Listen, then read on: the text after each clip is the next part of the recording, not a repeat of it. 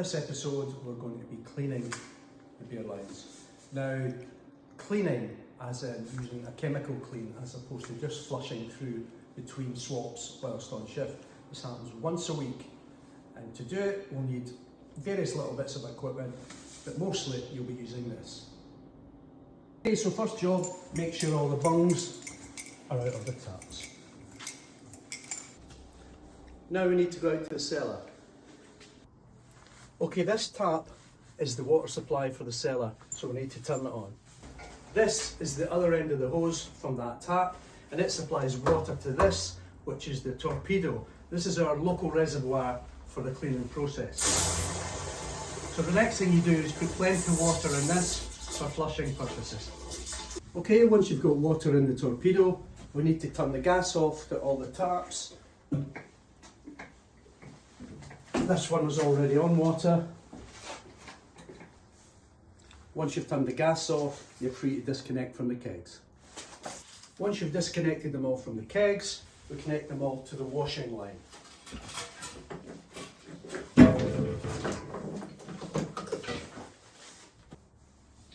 So these cellar boys, they might still contain a bit of beer, but it doesn't matter. They're now connected to this, and they'll get their supply from this water torpedo. Check that the balls are at the top of the cellar boy, otherwise the system doesn't work, as you've already been aware when you're changing a keg. Okay, we've done that, now we'll go back into the bar. Okay, this is a bit that breaks every landlord's heart. We're now going to pour perfectly good beer down the drain. So, you get your bucket, you turn the taps on, and we'll have to evacuate the beer that's in the line until the clear water is flushing through. As you can see, this stout doesn't look much like stout now, it's getting onto the clean water just shortly. There you go, it's now water. Now we'll repeat this process with every pump.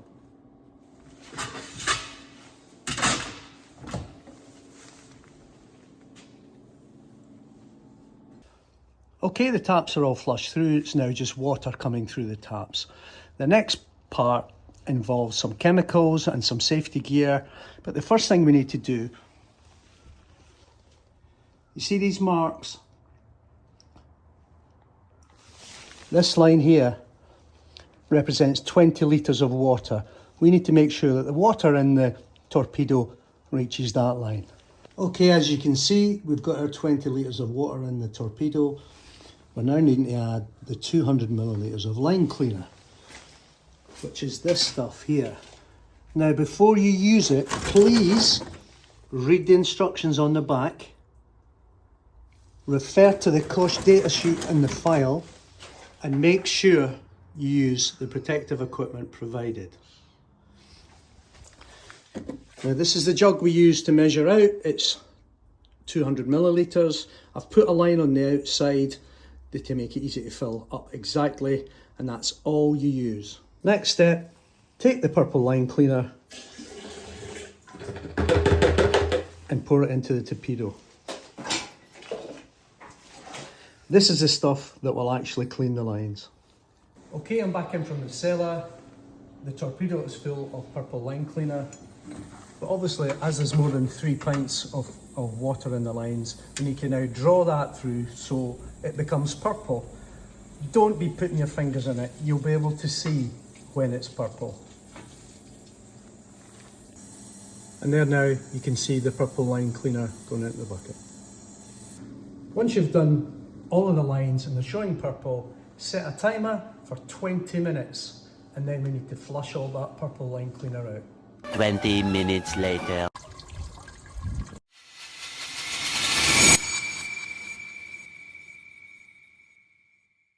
So now we need to put plenty of good fresh water in the torpedo using this.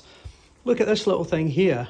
It catches the trigger and holds it depressed so you can fill it up without having to use your hand on it the whole time. Like so. Okay, that should be enough water now for the next stage of the process. On your way past the tap, make sure you turn it off though. So we're now flushing out the line cleaner with clean water. And here's a little hack for you. Put 2 heavy glasses on the handles to keep them forward, and you can do 2 at a time. And just pour what you've collected out the pumps down the sink. So why do we clean our lines using such horrible chemicals? Well, if we don't, there can be a build-up of things like yeast, bacteria, and even mineral deposits. Imagine it like your veins getting furred up, you know, with deposits. It can lead to bad smells, it can lead to the taste of the beer being off, but we do it every week so that we've always got the best beer in town. Okay, we've flushed through. All we need to do now is disconnect from the washer line and back onto the kegs. Make sure you do all 8. And remember, when you're filling the cellar boy up with beer again, make sure that the ball floats to the top. All that remains now is to draw the beer back into the lines. From that, the job's finished.